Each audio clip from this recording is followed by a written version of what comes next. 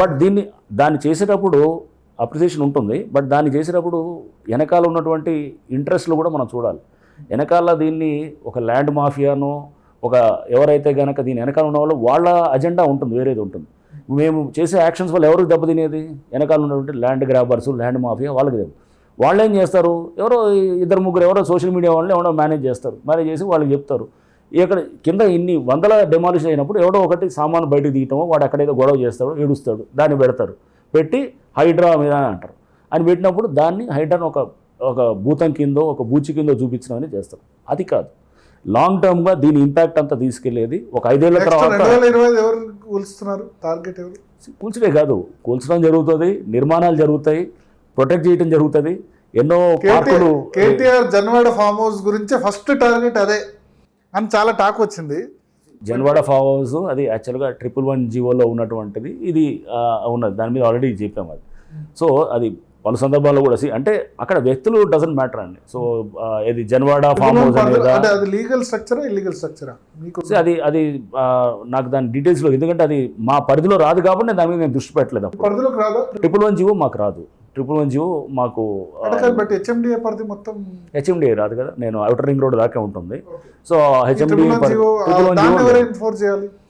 దానికి అక్కడ లోకల్గా ఉన్నటువంటి ఏజెన్సీస్, మున్సిపల్ ఏజెన్సీస్ ఇప్పుడు, లేకపోతే అక్కడ ఉన్నటువంటి ఎవరు పంచాయతీ వాళ్ళు చూడాలి, రెవెన్యూ వాళ్ళు చూసుకుంటారు. 111 జీవో అసలు మోస్ట్ కాంప్లికేటెడ్ అదే కదా. అక్కడ residential government step by step తీసుకెళ్తూ ఉన్నారు. సో మమ్మల్ని స్ట్రెంత్ చేయడానికి కొన్ని ఇచ్చారు. ఇది మనకి పార్క్స్, వాటర్ బాడీస్ ఇవన్నీ up to outer ring road అని ఇచ్చారు. ఇచ్చి సో నెక్స్ట్ గవర్నమెంట్ 89 గ్రామాలు మోస్ట్ అక్కడే అంటే చాలా ఉన్నాయండి ఇట్లాంటి. ఏది చాలా unauthorised construction, GHMC unauthorised construction కూడా మా కిందకి రాదు. సో బట్ ఈ మున్సిపాలిటీస్ ఉన్న అనాథరైజ్ కన్స్ట్రక్షన్ మా కిందకు వస్తుంది.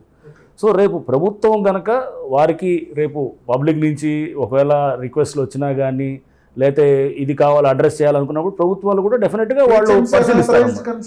మున్సిపల్ అనాథరైజ్ కన్స్ట్రక్షన్ అయినా వాళ్ళే చూసుకోవాలి. మున్సిపల్ అనాథరైజ్ మాకు వస్తుంది, రెండు తేడా ఉంది. సో జిహెచ్ఎంసీ అనేది 625 స్క్వేర్ కిలోమీటర్స్, దాంట్లో వచ్చేటువంటి అనాథరైజ్ అంటే షాపులు కింద షాపులు కట్టేది అది మాకు రాదు.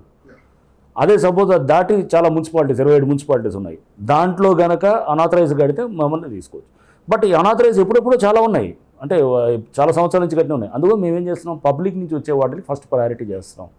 పబ్లిక్ నుంచి మాత్రం అనాథరైజ్డ్ పెట్టి అంటే అది బహుశా గవర్నమెంట్ మెల్లిగా తర్వాత అంటే జిహెచ్ఎంసీ యాక్ట్ చేస్తున్నారు అనేటట్టు మున్సిపాలిటీస్ మీద అవన్నీ ఎక్కువ వైలేషన్స్ అనో లేకపోతే అక్కడ కొంత కాన్సన్ట్రేట్ చేయాల్సిన అవసరం ఉందో బహుశా వారి దృష్టిలో అలా ఉండొచ్చు, అలా ఇచ్చారు. సో ఇది ఈ అనాథరైజ్ కూడా ట్రాఫిక్ ఎంక్రోచ్మెంట్స్. మళ్ళీ ఇప్పుడు ఈ అనాథరైజ్ వాటిలో రోడ్డు మీదకి ఎవడన్నా వచ్చారనుకోండి, లేకపోతే రోడ్డు మీద వాళ్ళు ఏదో ప్రొట్రూజన్స్ లేకపోతే ప్రొజెక్షన్స్ వచ్చాయనుకోండి, అది డిమాలిష్ చేయొచ్చు మేము అన్నాం. సో ట్రాఫిక్ రిలేటెడ్ దాని మీద మళ్ళీ అనాథరైజ్ దాని మీద వెళ్ళదు. అసదుద్దీన్ ఓవైసీ జోలికి వెళ్తారా? ఎవరు అతిథులు కారండి, అందరికీ ఇది ఉంటుంది. బట్ మన అక్బరుద్దీన్ ఓవైసీ గారు అనుకుంటా, సో వారిది ఏదో ఫాతిమా కాలేజ్ మనం చూసాను, నేను అసెంబ్లీ చర్చలో కూడా చూస్తున్నప్పుడు వారు అన్నారు, ఫ్లోర్ ఆఫ్ ద హౌస్ మీద వారు మాట్లాడుతూ, మేము హైకోర్టులో పిల్లు కూడా ఎవరో ఫైల్ చేస్తే ఒక టీంను కూడా హైకోర్టు అపాయింట్ చేసి ఇన్స్పెక్ట్ చేయించిన తర్వాత వాళ్ళు రిపోర్ట్ ఇచ్చిన తర్వాత కూడా అది మాది రాదు అని చెప్పేసి అనే దాని మీద హైకోర్టు ఆ పిటిషన్ కూడా క్లోజ్ చేసిందని అన్నారు.